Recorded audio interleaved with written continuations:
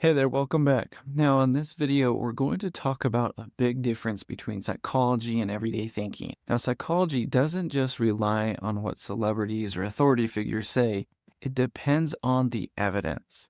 Now, let's take a look at how the scientific method helps us to avoid falling into myths or believing myths, even when they sound convincing.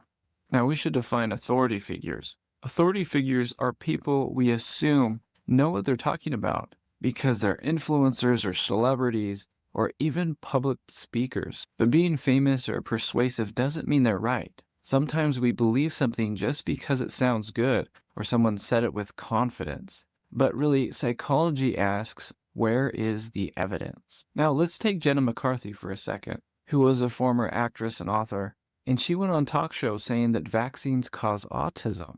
Her stories were quite emotional. However, a lot of the claims weren't solidly based in science, and these assertions were taken from poor scientific and non-rigorous sources. Now, in reality, dozens of peer-reviewed studies, which are studies that are evaluated by experts before publication, have shown no link between vaccines and autism. But her platform still influenced a lot of people, thousands of people.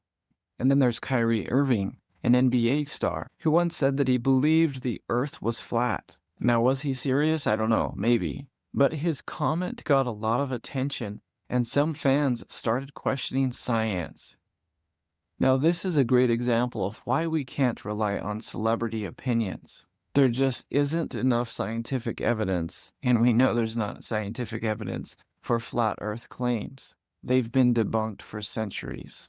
Now, what separates science, especially psychology, from these stories is that science demands proof. It doesn't just accept something because someone said it or someone important in a position said it. The scientific method, which is a systematic process for testing ideas, protect us from misinformation. Even if a psychologist has a cool theory, it has to be tested. If the data doesn't support it, then we move on. So next time someone says something that sounds scientific, like a quick fix or a theory about learning, pause and ask, what is the evidence? Just because it's popular and it sounds good doesn't always mean it's true. Psychology helps us to think critically, to evaluate claims, and today that's more important than ever. All right, we'll see you in the next video.